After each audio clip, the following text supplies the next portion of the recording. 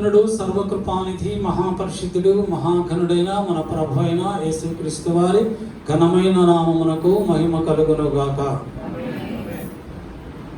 కుడి వచ్చిన మీ అందరికీ యేసుక్రీస్తు వారి ఘనమైన నామములో నా హృదయపూర్వకమైనటువంటి ప్రత్యేకమైన వందనాలు తెలియజేస్తున్నాను. Praise the Lord. Hallelujah. Bible ఉన్న వారందరూ తెరచి యోబు గ్రంథం 11వ అధ్యాయం, యోబు గ్రంథం 11వ అధ్యాయము 13 నుంచి 17 వచనాలని ధ్యానిద్దాం. నీవు నీ మనస్సును తిన్నగా నిలిపిన ఎడల,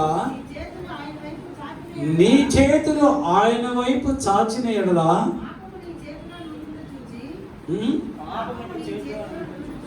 ఎవరో ఒక చదవండి.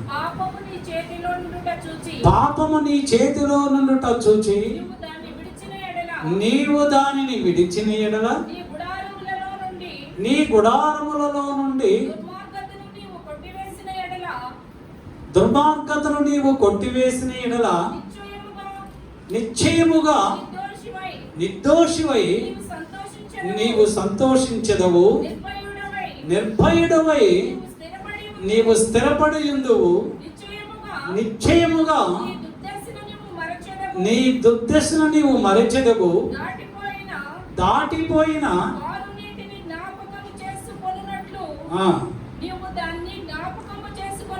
జ్ఞాపకము చేసుకొనిదవు.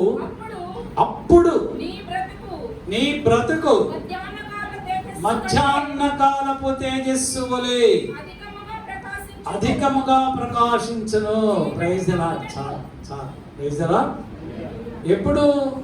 అప్పుడు నీ బ్రతుకు, నీ జీవితం మధ్యాహ్నపు తేజస్సు వలె నీ బ్రతుకు అధికముగా ప్రకాశించును. మన జీవితాలు, మన బ్రతుకులు మధ్యాహ్నకాలపు సూర్యుడు ఏ విధముగా తేజోమయమై మహా అగ్నితో మండుచుంటాడో, అదే విధముగా మన జీవితములన్నీ, మన కుటుంబములన్నీ కూడా ఆ తేజస్సులాగా దేవుడు మనల్ని ఉన్నతమైనటువంటి స్థితిలో నుంచి మరి ఉన్నతమైనటువంటి స్థితిలోనికి నడిపిస్తాడు.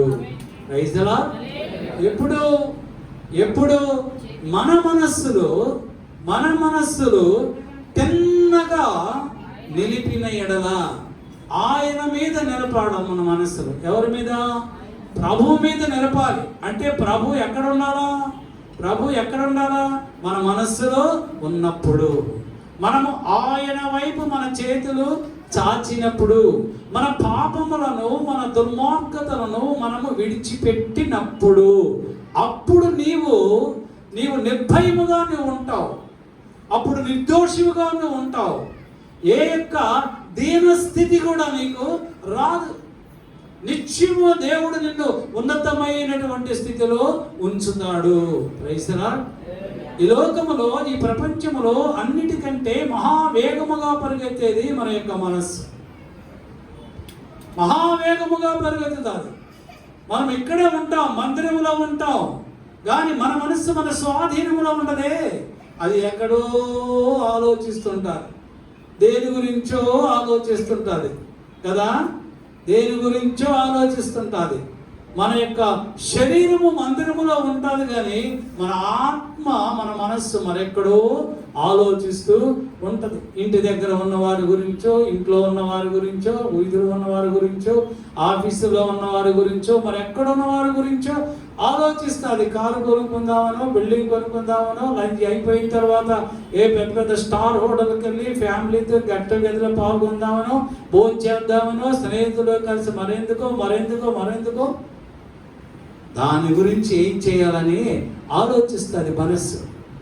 కానీ మనము, మన కుటుంబము నిర్భయంగా, నిర్దోషిగా, ఏ బాధ లేకుండా ధైర్యముతో నిబ్బరముగా ప్రభు సన్నిధిలో మన మనస్సును మనము నిలిపినట్లయితే ఆయన మనల్ని ఉన్న స్థితిలో నుంచి ఉన్నతమైనటువంటి స్థితిలోనికి ఆయన ఆశీర్వదిస్తాడు. మన జీవితాలలో చీకటి ఉండదు.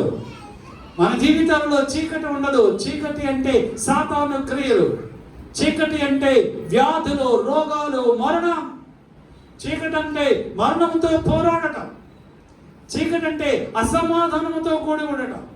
కుటుంబంలో ఒక్కొక్కరు ఒక్కొక్క విధముగా ప్రవర్తించటం, ఏక మనస్సు లేకపోవటం, ఏకాత్మ లేకపోవటం, అందరూ కలిసి మెలిసి ఉంటారు కానీ వారిలో ఒకరికి సమాధానం లేకుండా ఉండడమే.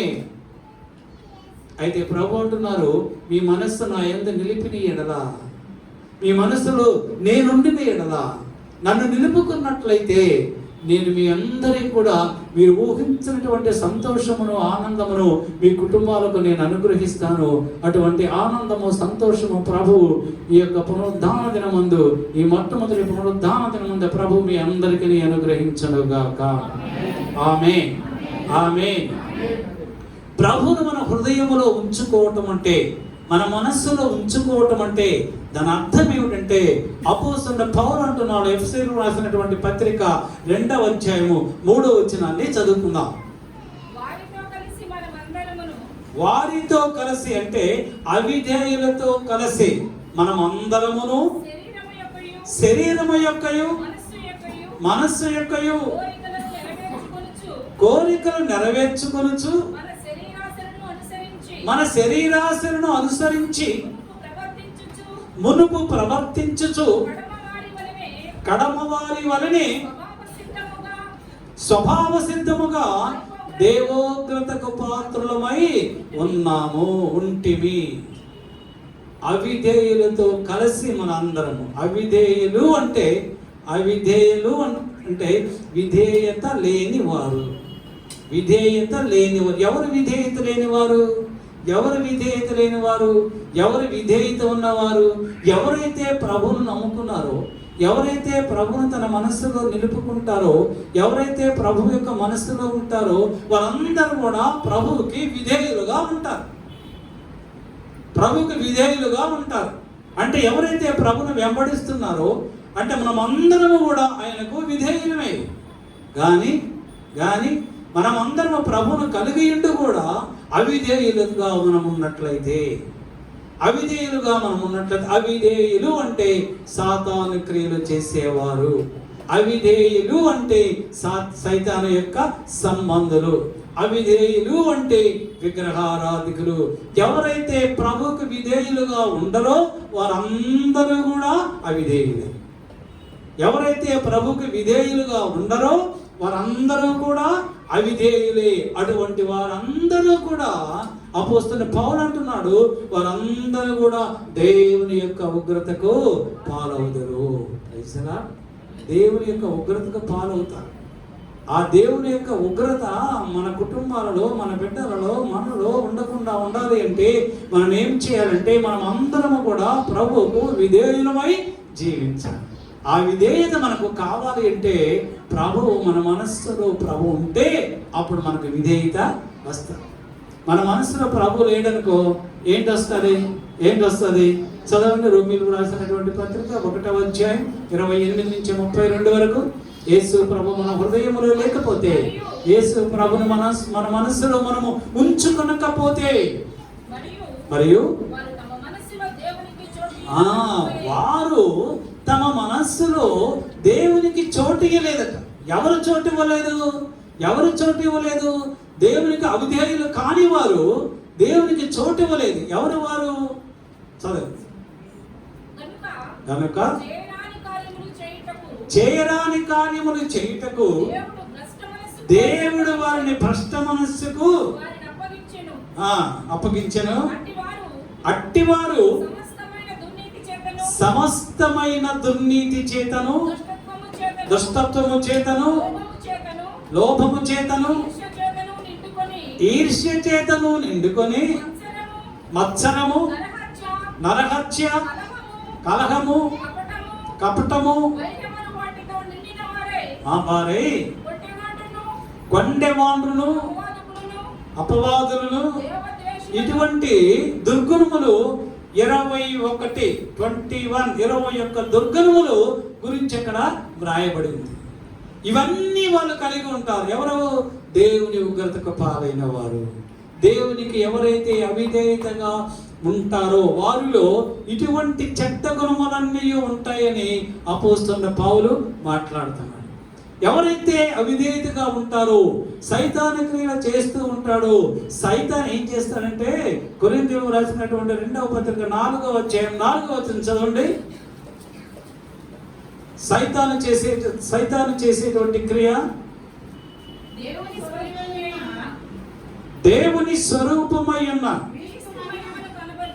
క్రీస్తు మహిమను కనపరచు సువార్త ప్రకాశం వారికి ప్రకాశింపకుండు నిమిత్తము ఈ యుగ సంబంధమైన దేవత అవిశ్వాసులైన వారి మనోనేత్రములకు గుడ్డితనము కలుగజేసను. ఎవరు కలుగు చేశారు?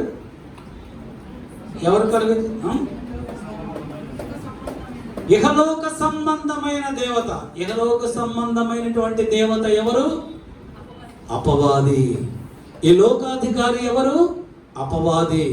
ఈ లోకాధికారి ఎవరు? సైతాను.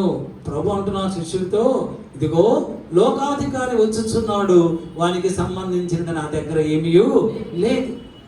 వాడు గర్జించు సింహం వలె ఎవరిని మృంగుదునా అని ఇటు అటు తిరుగుతూనే ఉంటాడు. ఈ లోకమంతా తిరుగుతూ ఉంటాడు, ఎవరిని మృంగుదామా అని. కానీ మనమైతే దాని నోటికి మనము చిక్కకూడదు. అపవాదికి మనము దూరముగా ఉండాలి, దుష్టులకు దూరముగా ఉండాలి. అపవాది సంబంధమైనటువంటి 21 దుర్గుణములన్నీ ఏవి కూడా మనలో ఉండకూడదు. అవి ఉంటే అపవాది మన దగ్గరికి వస్తాడు. అవి లేకుండా ఉండాలి అంటే నీ దేవుడైనటువంటి ప్రభువుని నీ హృదయంలోనే ఉంచుకోవాలి. నీ మనసు ప్రభువుకి ఇవ్వాలి. నీ మనసు ప్రభువుకి ఇస్తే, ఆయన నీలో ఉంటే, నీ మనసులో ఉంటే ఏ అపవాది నీ దగ్గరికి రాదు. ఏ అపవాది నీ దగ్గరకు రాలేడు. ఏ దుష్టుడు నీ దగ్గరకు రాలేడు. ఏ చెడ్డ అలవాట్లు కూడా నీ దగ్గరికి రావు. ఒకవేళ చెడు అలవాట్లు మనలో ఉన్నాయి అంటే, ఆ పైన పేర్కొన్నవన్నీ కూడా మీకు తెలియకపోతే, గుర్తు లేకపోతే మరొకసారి ఇంటికి వెళ్ళి 1కి 10 సార్లు మీరు వాటిని గురించి చదివి జ్ఞాపకం ఉంచుకొని, అవి మీ దగ్గరకు రాకుండా పరిశుద్ధాత్మ అనేటువంటి దేవుని ఆత్మను మీ చుట్టూ కంచెగా కాపుదలగా ఉంచుకుంటే, దేవుడు నీకు నిజమైనటువంటి మారు మనస్సు కలుగజేస్తాడు. ప్రభు అంటున్నాడు మార్కు సువార్త 1వ అధ్యాయం 15వ వచనంలో, మత్తయి సువార్త 4వ అధ్యాయం 17వ వచనంలో అంటున్నాడు, కాలము సంపూర్ణమై ఉన్నది, దేవుని రాజ్యము సమీపించుచున్నది, మారు మనస్సు పొందండి. ఏం పదమన్నాడు? మారు మనస్సు పొందండి. కాలము సంపూర్ణమైపోయింది. ప్రభువు రాకడ సమీపముగా ఉన్నది. వచ్చుచున్నవాడు త్వరగా వస్తున్నాడు. ఆయన ఎప్పుడు వస్తాడో మనకు తెలియదు. ఆయన వచ్చినప్పుడు నువ్వు సిద్ధపడి ఉండాలి. నీలో ఆయనకు నచ్చినవి మాత్రమే ఉండాలి. ఆయనకు ఇష్టమైనవి మాత్రమే ఉండాలి. ఆయనకి ఇష్టం లేనివన్నీ తీసేసుకోవాలి. ఎవరైతే ఆయనకి ఇష్టముగా ఉంటారో వారు మాత్రమే ఆయనతో కూడా ఆయన రాజ్యములోనికి వెళ్తారు. అందుకే ప్రభు మనందరినీ హెచ్చరిస్తున్నాడు, కాలము సంపూర్ణమై ఉన్నది, మీరు మారు మనస్సు పొందండి, పరలోక రాజ్యము వచ్చుతున్నది, మీరు మారు మనస్సు పొందండి అని ప్రభు అంటున్నాడు. మారు మనస్సు పొందటం అంటే నీ జీవితంలోనికి సాతానికి ప్రవేశము లేకుండా చేయటమే. సాతాను మన జీవితాల్లోనికి రాకుండా ఉండడమే మారు మనస్సు. సాతాను మన జీవితంలోనికి రాకుండా చేయడమే మారు మనస్సు. ఈ మారు మనస్సు ప్రభువుకి ఇష్టమైంది. ఈ మారు మనస్సు ప్రభువుకి ఇష్టమైన మారు మనస్సు ఎవరికైతే ఉంటుందో వారి జీవితాలలో, వారి కుటుంబంలో, వారి మనస్సులలో ప్రభువు ఉంటాడు. Praise the Lord. కనుక మనందరము గమనించవలసినది ఏమిటంటే, నీ దేహము దేవుని ఆలయమై ఉన్నది. దేవుని ఆత్మ నీలో నివసించుచున్నది. దేవుని ఆత్మ నీలో నివసిస్తూ ఉన్నది. నీ దేహము దేవుని ఆలయమై ఉన్నది. దేవుని ఆలయమును నీవు పాడు చేస్తావా? దేవుని ఆలయములో ఉన్నటువంటి దేవుని ఆత్మను నువ్వు పాడు చేస్తావా? దేవుని ఆత్మను నువ్వు దుఃఖపరుస్తావా? ఒకవేళ దుఃఖపరిస్తే దేవుడు నిన్ను చూసి దుఃఖపడుతున్నాడు. ప్రభువుని సంతోషపెట్టేవారుగా మనం ఉండాలి. ఎలాగా ఉండాలా? ప్రభువుని సంతోషపెట్టేవారుగా మనం ఉండాలి. అప్పుడు ప్రభువు మనల్ని చూసి ఆయన సంతోషాన్ని మనకి ఇస్తాడు. ఆయన సంతోషాన్ని మనకిస్తే ఆయన ఇచ్చే సంతోషము మనకు నిత్యము మనకు తోడుగా ఉంటుంది. నేను శాంతిని మీకు అనుగ్రహించడానికి వచ్చాను. ఏ శాంతి అంటే ఈ లోకములో ఇచ్చే శాంతి కాదు, కానీ నా శాంతిని నేను మీకు ఇస్తాను. ప్రభు ఇచ్చేటువంటి శాంతి, ప్రభు ఇచ్చేటువంటి సంతోషం అయితే నిత్యము మనతోనే ఉంటుంది. కనుక మన దేహాన్ని మనం నిత్యము కూడా కాపాడుకోవాలి. అంటే దేవుని యొక్క ఆత్మ ఎవరిలో అయితే ఆ ఆత్మ అగ్ని మండుతూ ఉంటుందో సాతాను క్రియలు వారి దగ్గరికి రావు. ఒకవేళ వస్తే మహా అగ్నిగుండములో పడినటువంటి ఆ మిడత, ఆ పురుగు ఏ విధముగా దహించిపోతాదో అదే విధముగా ఆ దుర్గుణములన్నీ కూడా దహించిపోతాయి. పరిశుద్ధాత్మ అగ్ని నీలో మండుచున్నంత కాలం, పరిశుద్ధాత్మ అగ్ని నీకు నీ కుటుంబం చుట్టూ నిత్యము కంచిగా ఉన్నంత కాలము ఏ అపవాది, ఏ దుష్టుడు, ఏ దుష్టక్రియ నీ ఎద్దకు రావు. Praise the lord.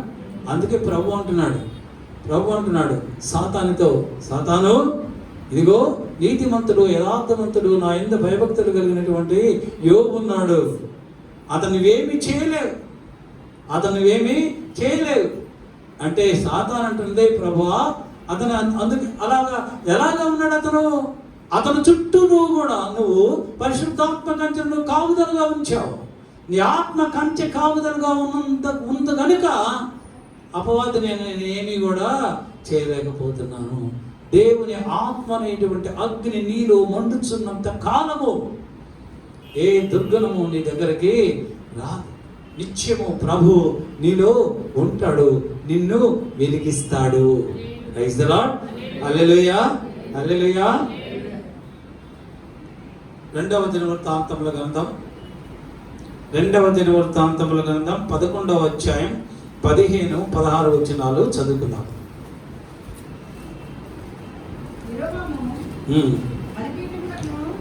యెరోబాము బలిపీఠములకును దయ్యములకును తాను చేయించినటువంటి దూడలకును యాజకులను ఏర్పరచుకొనెను. యెరోబాము బలిపీఠములకును దయ్యములకును తాను చేయించినటువంటి దూడలకును యాజకులను ఏర్పరచుకొనెను. 2వ రాజుల గ్రంథం 12వ అధ్యాయము 27, 28 వచనాలు కూడా చదువుకుందాం. 2వ రాజుల గ్రంథం 12వ అధ్యాయం 27, 28 వచనాలు.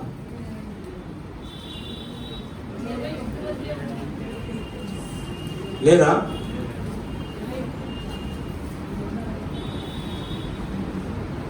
సరే మళ్ళీ చదవండి. ఇప్పుడు చదివింది. యెరోబాము బలిపీఠములకును దయ్యములకును తాను చేయించిన దూడలకును యాజకులను ఏర్పరచుకొనెను.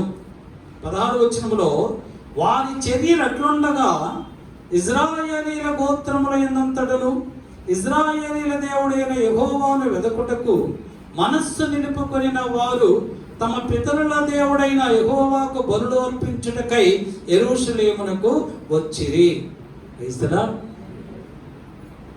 దేవుడైనటువంటి యెహోవా 2 సార్లు తాను ప్రేమించినటువంటి సొలొమోనుతో మాట్లాడాడు. సొలొమోనా, నీవు విగ్రహములకు ఆరాధన చేస్తూ ఉన్నారు, నీ భార్యలందరూ కూడా విగ్రహములకు ఆరాధన చేస్తూ ఉన్నారు, విగ్రహారాధన చేస్తూ ఉన్నారు, నీవు కూడా వారిని వెంబడిస్తున్నావు కనుక ఆ విగ్రహారాధనను తీసివేసేయి, ఆ యొక్క దేవతాస్తంభములను బలిపీఠములను నువ్వు పడగొట్టాయి, నువ్వు తీసివేసాయి అని దేవుడైన యెహోవా సొలొమోనుతో 2 సార్లు ప్రత్యక్షమై చెప్పాడు. అయితే సొలొమోను దేవుని మాటకు లోబడలేదు, దేవుని మాట వినలేదు. ఎప్పుడైతే వినలేదో దేవుడైనటువంటి యెహోవా అంటున్నాడు సొలొమోనుతో, సొలొమోనా, నీవు నా మాటకు నువ్వు విధేయుడు కాలేదు కనుక నీ రాజ్యమును నేను విభాగిస్తాను. అయితే నాకు ఇష్టడైనటువంటి దావీదు యొక్క కుమారునికి సింహాసనం మీద ఒకడు కూర్చుంటాడని మాట ఇచ్చి ఉన్నాను గనుక అందును బట్టి నీ రాజ్యము విభాగింపబడుతుంది అన్నాడు. ఇశ్రాయేలు రాజ్యం విభాగింపబడింది. ఇశ్రాయేలు 10 గోత్రముల వాళ్ళు కూడా వెళ్ళిపోయారు బయటికి. సొలొమోను కుమారుడైనటువంటి రెహబామును విడిచిపెట్టి వెళ్ళిపోయారు. ఇప్పుడు యూదా వంశం వారు, లేవీయులు కొంతమంది మాత్రమే రెహబాముతో ఉన్నారు. ఇశ్రాయేలుకు యెరోబోము విగ్రహారాధికుడు రాజయ్యాడు. అప్పుడు విగ్రహారాధికుడు అయినటువంటి యెరోబోము తన ప్రజలైనటువంటి ఇశ్రాయేలీయులు యెరూషలేములో దేవుణ్ణి ఆరాధించుకోవడానికి వెళ్ళుచున్నారని అహరోను ఏర్పాటు చేసినటువంటి ఆ యొక్క విగ్రహములను, ఆ దూడలను ఇవే దేవతలను చెప్పి వాటికి బలిపీఠములను కట్టించి ఇశ్రాయేలీయులు అందరూ కూడా దానికి అర్పణలు అర్పించమని శాసనం చేశాడు. ఇశ్రాయేలీయులు అందరూ కూడా ఇప్పుడు ఆ దూడలకి, ఆ యొక్క బలిపీఠములకి వారికి వారు అర్పణలు అర్పిస్తూ ఉన్నారు. యాజకులు కాని వారిని, లేవీయులు కాని వారిని యెరోబోము వారికి యాజకులుగా నియమించారు. అప్పుడు ఇశ్రాయేలు దేశములో ఉన్నటువంటి యెహోవాను ప్రేమించే వారందరూ కూడా, ఇశ్రాయేలు దేశములో ఉన్న ప్రజలు యెహోవాను ప్రేమించే వారందరూ కూడా వారి ఇండ్లను అక్కడ విడిచిపెట్టేసి వారందరూ కూడా తమ కుటుంబాలతో సహా యెరూషలేమునకు వచ్చారు. నిజదేవుడైనటువంటి జీవముగల దేవుడైన యెహోవాని ఆరాధించుటకు వారందరూ తమ మనస్సు నిలుపుకొనిరి. Praise the Lord, praise the Lord. దుష్టుడైనటువంటి యెరోబోమును విడిచిపెట్టి ఆ విగ్రహాలను పూజించకుండా వారు తమ మనస్సుని జీవముగల దేవుడైనటువంటి యెహోవా మీద మాత్రమే ఉంచి వారికి ఉన్న సమస్తాన్ని విడిచిపెట్టి వచ్చారు. ఇశ్రాయేలు దేశంలో ఉన్న సమస్తాన్ని, వారి ఆస్తిని, సంపదను, గృహాలను అన్నిటినీ విడిచిపెట్టి వారి యొక్క సంతానముతో వారు తిరిగి యెరూషలేమునకు వచ్చి యెరూషలేములో నిలిచి ఉండటానికి, జీవముగల దేవుని ఆరాధించుకోవడానికి వారి మనస్సును నిలుపుకున్నారు. Praise the Lord, praise the Lord. దుష్ట సాంగత్యము మంచి నడవడిని చెరుపుతారు. మన చుట్టూ దుష్టులుంటే దుష్టుల మధ్యలో మనం ఉండకూడదు. దుష్టుల సహవాసము మనము చేయకూడదు. దుష్టుల ఆరాధన మనము చేయకూడదు. ఎవరు చూస్తున్నారులే, ఎవరు చూస్తున్నారంటే ఎవరు చూస్తారు? ఇశ్రాయేలు కాపాడువాడు కొనకడు, నిద్రపోడు. ఆయన 7 నేత్రములు కలిగిన వాడు, ఈ సకల లోకములను దృష్టించుచున్న దేవుడు ఒక్కడే దేవుడు. ఆయనే మన ప్రభు అయినటువంటి యేసుక్రీస్తు. ఆయన సమస్తమును చూస్తున్న దేవుడు. నీవు దుష్టుల సాంగత్యము చేస్తున్నావా? దుష్టులతో తిరుగుతూ ఉన్నావా? దుష్టులతో సహవాసము చేస్తున్నావా? సమస్తమును ఆయనకి ఎరుకయే. ఆయన దగ్గర ఒక గ్రంథం ఉన్నది. ఆ గ్రంథములో సమస్తమును ఆయన రాస్తూనే ఉన్నాడు. ఆ గ్రంథంలో నీ పేరు లేకపోతే ఆయన రాజ్యములో నీవు ప్రవేశింపనేరవు. Praise the Lord. కనుక ఇశ్రాయేలీయులలో యెహోవాను వెంబడించేవారు తమకున్న సమస్తమును ఆ దుష్టుల మధ్యలో విడిచిపెట్టేశారు. విగ్రహారాధికుల మధ్యలో విడిచిపెట్టేశారు. ఎక్కడికి వచ్చారు? దేవుని ప్రజల మధ్యలోనికి వచ్చారు. కనుక మనము చెడు కార్యములు చేసే వారితో సహవాసము చేయకూడదు. వారిని విడిచిపెట్టి దేవుని బిడ్డలతో మనము సహవాసము చేయాలి. దేవుని బిడ్డలతో సహవాసము చేయడానికి నీ మనసును నువ్వు నిలుపుకోవాలి. Praise the Lord. హల్లెలూయా, హల్లెలూయా, హల్లెలూయా.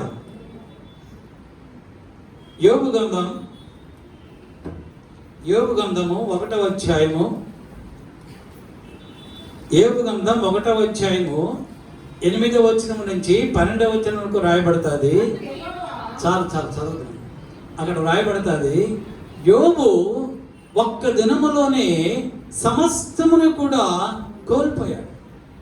తన బిడ్డలను కోల్పోయాడు, తనకున్న పశువులను కోల్పోయాడు, తనకున్న సంపదను కోల్పోయాడు, తనకున్న గృహములను కోల్పోయాడు, సమస్తమును కోల్పోయాడు. ఒక్కరోజే కోల్పోయాడు. అయినప్పటికీ తన దేవుడు అయినటువంటి యెహోవాను దూషించలేదు. ఏమన్నాడు? యెహోవా ఇచ్చెను, యెహోవా తీసుకుని. నా తల్లి గర్భము నుంచి నేను వచ్చినప్పుడు నాతో ఏమీ రాలేదు. నేను దిగంబరిగానే వచ్చాను. నేను దిగంబరిగానే నా దేవుడి దగ్గరకు నేను వెళ్తాను. యెహోవా ఇచ్చెను, యెహోవా తీసుకుని. తన నోటి మాట ద్వారా ఏ పాపమును కూడా యోబు చేయలేదు. ఎందుకు చేయలేకపోయాడు యోబు? యోబు మనసులో దేవుడు ఉన్నాడు కనుక. యోబు తన మనస్సులో ప్రభువును నిలుపుకున్నాడు కనుక. యోబు భార్య వచ్చి యోబుతో మాట్లాడుతున్నది, నువ్వు నీ దేవుని తిట్టేసి నీ దేవుని విడిచిపెట్టే అన్నది. కానీ యోబు ఏమన్నాడు? మూర్ఖురాలు మాట్లాడుతున్నట్టు మాట్లాడుతున్నావు. దేవుడు మనకు మేలు చేసినప్పుడు మనం అనుభవించామే, మన కీడు చేసినప్పుడు కూడా అనుభవించాలి కదా. ప్రైజ్ అలా దేవుడు మేలు చేస్తే మా దేవుడు చాలా మంచోడు, మా దేవుడు చాలా గొప్ప దేవుడు, ఆయన చాలా మేలు చేస్తాడు, మాకు అది చేశాడు, మాకు ఇది చేశాడు అని చెప్తా. మరి కీడు చేస్తే మర్చిపోతాం. ప్రభు చేసిన మేలు మనకి గుర్తురా. ప్రభు చేసిన ఆ కీడే గుర్తొస్తుంది. కీడు చాటున నీవు పొందుకున్న మేలుల కంటే అనేక రెట్లైనటువంటి మేలుడు ఆశీర్వాదములు ప్రభువు దాచి ఉంచుతున్నాడు. వేసారా? యోబుని ఎలాగ ఆశీర్వదించాడు? ఎలాగా? రెట్టింపు దీవెనలతో దేవుడు ఆశీర్వదించాడు. తాను కోల్పోయిన దానికన్నా అనేక రెట్లు దీవెనలు ఆశీర్వాదములు యోబుకి ఇచ్చాడు. ఎందువల్ల ఇచ్చాడు? యోబు మనస్సులో ప్రభు ఉన్నాడు గనుక. హల్లెలూయా, హల్లెలూయా. 2వ దినవృత్తాంతముల గ్రంథం 19వ అధ్యాయం, 2 Chronicles chapter 19 verses 2, 3, 4 చదవండి.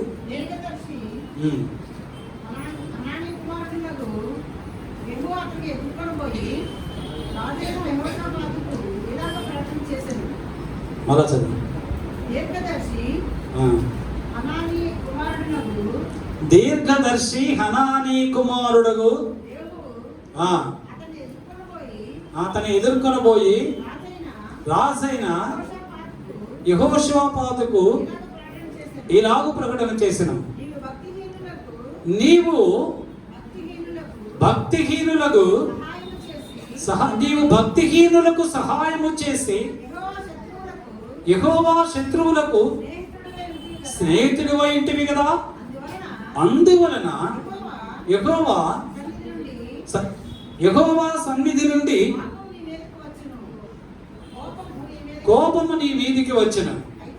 అయితే దేశములో నుండి నీవు దేవతా స్తంభములను తీసివేసి దేవుని యొద్ద విచారణ చేయుటకు నీవు మనస్సు నిలుపుకొంటివి. చాలు. ప్రైజ్లా. హల్లెలూయా.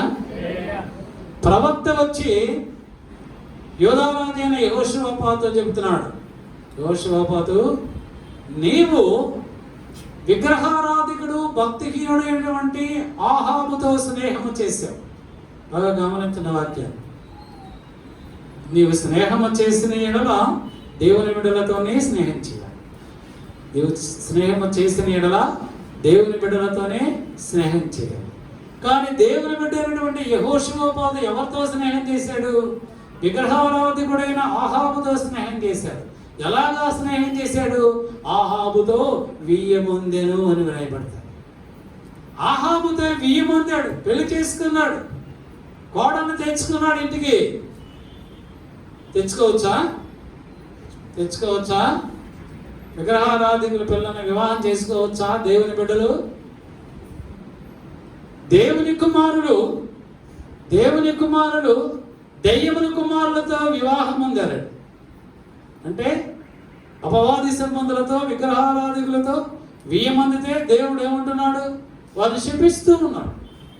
దేవుని బిడ్డలమైన మనము విగ్రహారాధికులతో వియ్యమందకూడదు.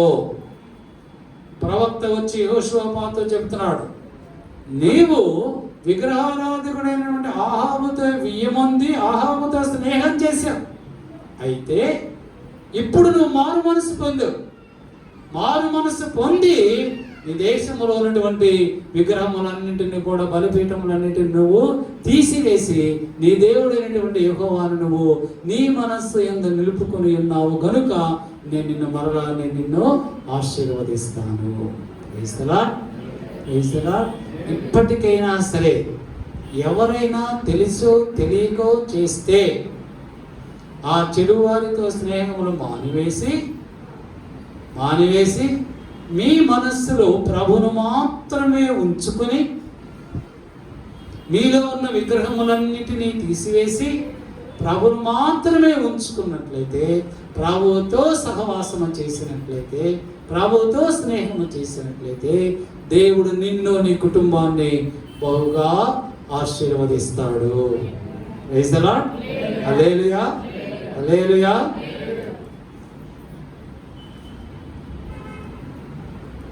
రెండవ దినవృత్తాంతముల గ్రంథం 30వ అధ్యాయం 19వ వచనం.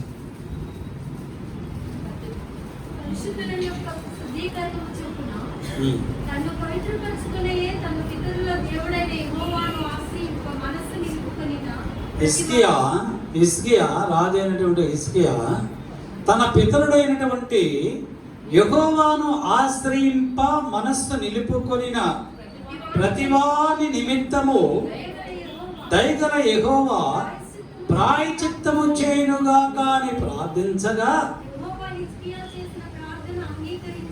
యెహోవా హిజ్కియా చేసిన ప్రార్థనను అంగీకరించి జనులను స్వస్థపరచెను. హల్లెలూయా, హల్లెలూయా. ఎవరికి స్వస్థత కలిగింది? ఎవరికి స్వస్థత కలిగింది? రాజు ప్రార్థన చేస్తూ ఉన్నాడు. ఏమని ప్రార్థన చేశాడు? మా రాజ్యములో ఉన్నటువంటి ప్రజలందరినీ స్వస్థపరచు ప్రభువా అని ప్రార్థన చేశాడే. మా రాజ్యంలో ఉన్న ప్రజలందరినీ స్వస్థపరచు ప్రభువా అని ప్రార్థన చేయలేదు హిజ్కియా. ఎవరైతే యెహోవాను తమ మనస్సునందు నిలుపుకొని ఉన్నారో, ప్రైజ్ ది లార్డ్, ఎవరి హృదయములో అయితే జీవము గల దేవుడైనటువంటి యేసు ప్రభువు ఉంటారో, ఎవరి మనస్సులో అయితే జీవము గల దేవుడైనటువంటి యెహోవా ఉంటాడు, వారిని అందరినీ స్వస్థపరచు ప్రభువా అని ప్రార్థన చేశాడు. యెహోవా హిజ్కియా ప్రార్థన విన్నాడు, వారందరినీ స్వస్థపరిచాడు. Praise the lord. అర్థమైందా మీకు? ఎవరిని ఆశీర్వదిస్తారు దేవుడు? ఎవరిని స్వస్థపరుస్తారు దేవుడు? మన ఊరికి ఉపవాసాలుండి వారం రోజులు, 10 రోజులు ఉన్నాము, 40 రోజులు ఉన్నాము, ఉపవాసాలు ఉన్నాము, వాళ్ళు ఉంటున్నారు, వీళ్ళు ఉంటున్నారు, నేను ఉంటున్నారని ఉపవాసం ఉన్నంత మాత్రాన దేవుడు మన కుటుంబాన్ని ఆశీర్వదించడు. నువ్వు ఉపవాసం ఉంటున్నావో ఉండటం లేదు, నువ్వు ఉపవాసం ఉన్నా సరే లేకపోయినా సరే, ఉపవాసం దేవుడు చూడడు. ఈ జీవితాన్ని దేవుడు చూస్తాడు, ఈ ప్రవర్తన దేవుడు చూస్తాడు, ఈ హృదయంలో తనున్నానా లేనా అని ప్రభు చూస్తాడు. ఆయన నిన్ను చూసినప్పుడు నీ మనసులో ప్రభు ఉంటే నువ్వు అడిగినా అడగపోయినా నీ కుటుంబాన్ని దేవుడు ఆశీర్వదిస్తాడు. మన మనసులో ఎవరు ఉండాలా? ప్రభు ఉండాలి. మనం ఆయన్ని ఆశ్రయించాలి. నువ్వు ఎప్పుడైతే ఆయన ఆశ్రయించావో ఆయన నిన్ను చూస్తావు. నీ మనసులో ప్రభు ఉంటే వెంటనే నీ యొక్క ప్రతి అవసరత ఆయన తీరుస్తాడు. రెండవ దినవృత్తాంతముల గ్రంథం 26వ అధ్యాయం 5వ వచనాన్ని చదువుకున్నాం.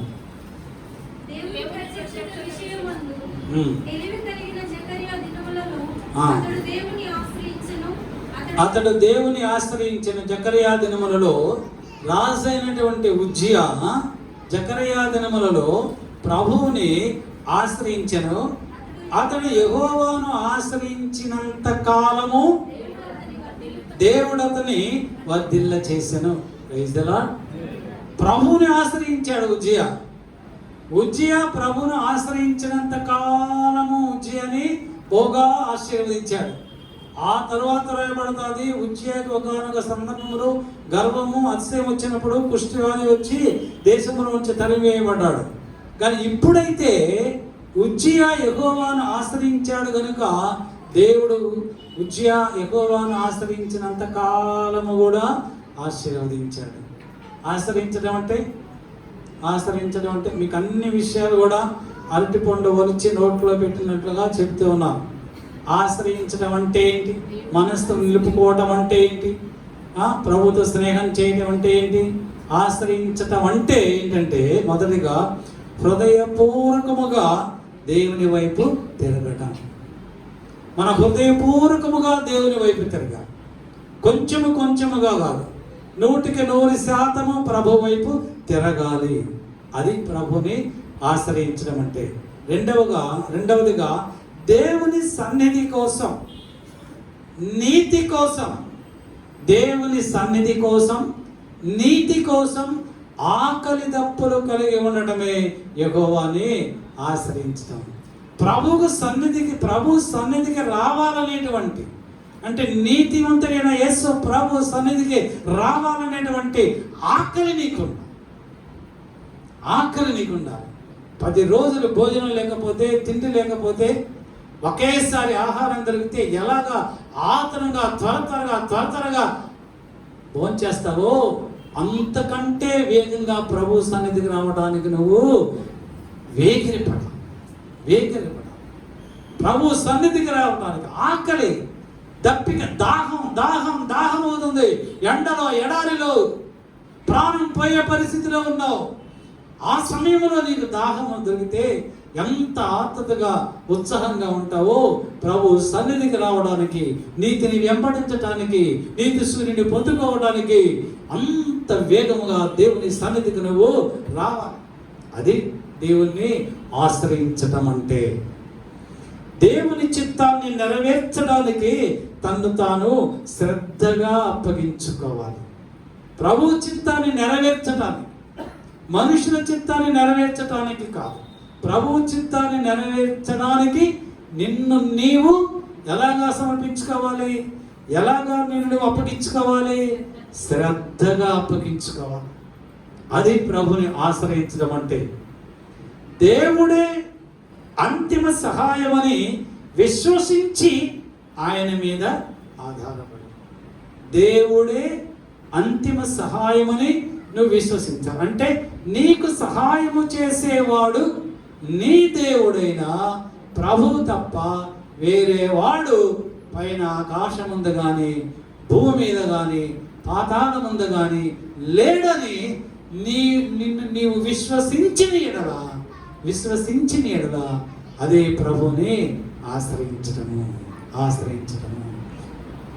అంటే కంప్లీట్గా 100% కూడా ప్రభు మీదనే నువ్వు ఆధారపడాలి. నా దేవుడే నాకు ఆశ్రయముగా ఉండి నన్ను ఆశీర్వదిస్తాడు, నా జీవితాన్ని ఫలభరితమైనటువంటి జీవితముగా మారుస్తాడు, నా కుటుంబాన్ని ఫలభరితమైనటువంటి కుటుంబముగా, ఆశీర్వదింపబడిన కుటుంబముగా నా దేవుడు మారుస్తాడు అనేటువంటి బలమైనటువంటి విశ్వాసం నీకు ఉండాలి. నన్ను స్వస్థపరిచేటువంటి దేవుడు నా దేవుడే, నన్ను స్వస్థపరిచేవాడు, నన్ను బలపరిచేవాడు, నాకు తోడైనటువంటి దేవుడు, నాకు సహాయం చేసేటువంటి దేవుడు, నన్ను నడిపించేవాడు, ఆదరించేవాడు నా దేవుడైనటువంటి బలమైనటువంటి విశ్వాసము మనకు ఉండాలా. మన బిడ్డల వివాహాల విషయాలలో, వారి ఉద్యోగాల విషయాలలో, వారి రాకపోకలలో, వారి చదువులలో, వారి అవసరాలలో, వారి ఇబ్బందులలో నా దేవుడే మాకు తోడై ఉంటాడు అనేటువంటి బలమైనటువంటి, స్థిరమైనటువంటి, దృఢమైనటువంటి విశ్వాసము ఎవరికి ఉంటుందో అదే ప్రభుని ఆశ్రయించు. ఆ కుటుంబాలను ప్రభువుగా ఆశీర్వదిస్తాడు. Praise the Lord. No doubt ప్రభువుకు 100% అటువంటి కుటుంబాలను ప్రభువు ఆశీర్వదిస్తాడు. ప్రభు సన్నిధికి రావాలనే ఆసక్తి, పట్టుదల, దేవుని చిత్తాన్ని నెరవేర్చాలనేటువంటి ఆసక్తి, పట్టుదల. దేవుని మందిరంలో దేవుని ఆరాధన జరుగుతూ ఉంటే ఎలాగా నువ్వు మౌనంగా ఇంటి దగ్గర ఉండగలుగుతున్నావు? ఎలాగా మౌనంగా టీవీ దగ్గర ఉండగలుగుతున్నావు? ఎలాగా అన్యులతో సహవాసం చేస్తూ ఉండగలుగుతున్నావు? ఎలాగా విగ్రహారాధికులతో నువ్వు సహవాసం చేస్తూ ఉన్నావు? నువ్వు ఏ విధంగా ప్రభు సన్నిధిలో నువ్వు మోకరించి ప్రభును అడగగలవా? ప్రభు నా అవసరత ఇది, నా ఇబ్బంది ఇది, నా ఇరుకునివి, నా శ్రమనివి, నా బాధనివి అని నువ్వు ప్రభు సన్నిధిలో నువ్వు అడిగితే ప్రభు నీ ప్రార్థన ఆలకిస్తాడా? ఎలాగ ఆలకిస్తాడు? నువ్వెవరు నాకు తెలియదు అంటాడు. మనం ఎవరు ప్రభుకు తెలియాలి అంటే ఆ ప్రభు నీ మనసులో ఉండాలి. Praise the Lord. ఆయన నీలో ఉంటే, నీ మనసులో ఉంటే నువ్వెవరు ఆయనకి తెలుస్తాడు. కానీ అపవాది మన మనసులో ఉంటే ప్రభుకి తెలియదు. పెద్ద అడ్డుగోడుగా ఉంటుంది. ఆ అడ్డుగోడని ఛేదించాలంటే ప్రభుని మన మనసులో మనం నిలుపుకుంటే దేవుని యొద్ద నుండి విస్తారమైనటువంటి దీవెనలు, ఆశీర్వాదములు మనకి కలుగుతాయి. చివరిగా యెషయా గ్రంథం 35వ అధ్యాయం 8వ వచనం చదువుకొని ముగిద్దాం.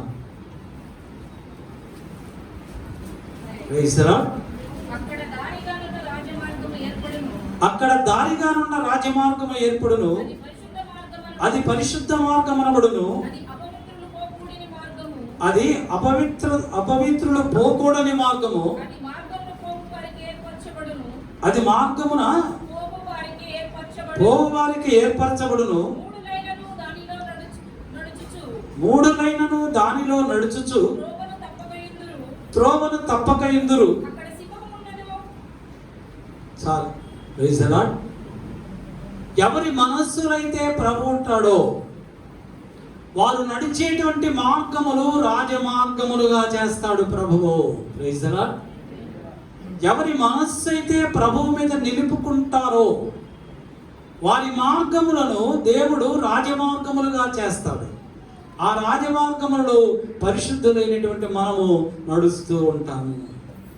అంటే మనం నడిచేటువంటి మార్గములను పరిశుద్ధుల మార్గములుగా ప్రభువు చేస్తాడు. ఆ పరిశుద్ధ మార్గముల గుండా మనం నడుస్తున్నప్పుడు ఒకవేళ బుద్ధిహీనుడు ఆ మార్గములోనికి వస్తే, గమనించండి, ఒకవేళ బుద్ధిహీనుడు ఆ మార్గములో గుండా వస్తే వాడు కూడా పరిశుద్ధపరచబడి దేవుని మార్గములోనికి ప్రయాణిస్తాడు. Praise the Lord. ఆ బుద్ధిహీనులు మనమే. ఎవరు? ఆ బుద్ధిహీనులమే మనమే. దేవుడు రాజమార్గమును యూదుల కొరకు ఏర్పాటు చేస్తే బుద్ధిహీనులమైన మనము కూడా ఆ రాజమార్గంలో ఇప్పుడు నడుస్తూ ఉన్నాము. మనల్ని కూడా ప్రభువు ఆ రాజమార్గంలో పరిశుద్ధులుగా మార్చి మనం నడిపిస్తూ ఉన్నాడు. అక్కడ సింహములు ఉండవు. ఇప్పుడు చదువు, అక్కడ ఏముంటదు? అక్కడ సింహం ఉండదు.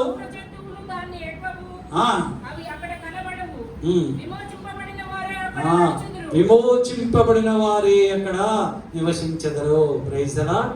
హల్లెలూయా. మనమందరము కూడా విమోచింపబడిన వారమే. ఎవరైతే ప్రభువును ఆయన మనస్సులో నిలుపుకుంటారో, ఎవరైతే వారి మనస్సును ప్రభువునందు నిలుపుతారో వారందరూ కూడా ప్రభువు చేత విమోచింపబడిన వారే.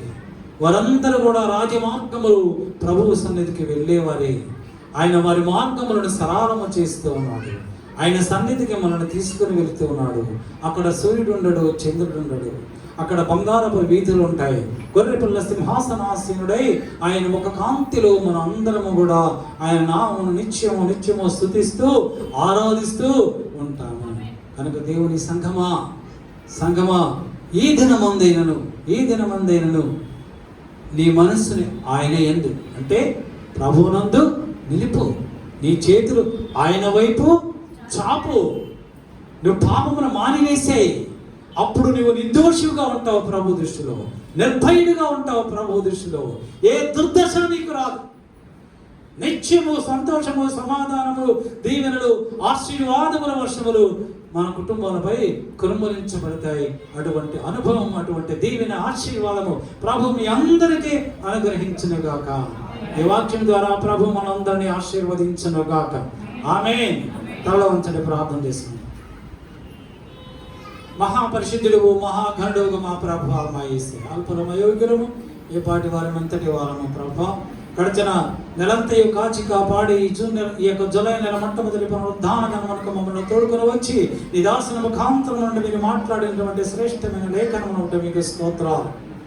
మేమందరము కూడా ప్రభు మా మనస్సులో ఉన్న ప్రతి బలహీనతను లయపరిచి ప్రభు మా మనస్సును నీ యందు నిలుపుకున్నట్లయితే మిమ్మల్ని మా హృదయంలోనికి మిమ్మల్ని పిలుచుకుని మా హృదయంలో మిమ్మల్ని భద్రపరుచుకున్నట్లయితే, నీవు మా హృదయంలో ఉంటే, మా మనస్సులో ఉంటే, మా మనస్సు మీలో ఉంటే, మిమ్మల్ని మా మనస్సులో నిలుపుకుంటే మమ్మల్ని ఏ విధముగా ఆశీర్వదిస్తావో నువ్వు మాతో మాట్లాడావు నాయనా, నీకు స్తోత్రాలు. ఒకవేళ నీవు మా మనసులో లేకపోతే, మా మనసుని ఎంత మేము నిలుపలేనటువంటి దుర్భరమైనటువంటి పరిస్థితిలో ఉంటే, మేము కోల్పోయినటువంటి దీవెనల ఆశీర్వాదములు ఏమిటో కూడా మాతో మాట్లాడి మమ్మల్ని హెచ్చరించే విధానం బట్టి మీకు స్తోత్రాలు దేవా. నీ మాటకు లోబడి, నీ వాక్యమును లోబడి జీవించేటువంటి శ్రేష్టమైనటువంటి కృపా ధన్యత మా సంఘ బిడ్డలందరికీ మాకును మీరు అనుగ్రహించి మీరే సకల ఘనత, మహిమ, ప్రభావమును పొందుకురమని యేసు క్రీస్తు అది శ్రేష్టమైన నామమును బట్టి అడుగుతూ వేడుకొనుచు పొందుకొని ఉన్నాము మా పరలోకపు పరమ తండ్రి. ఆమేన్. ఆమేన్.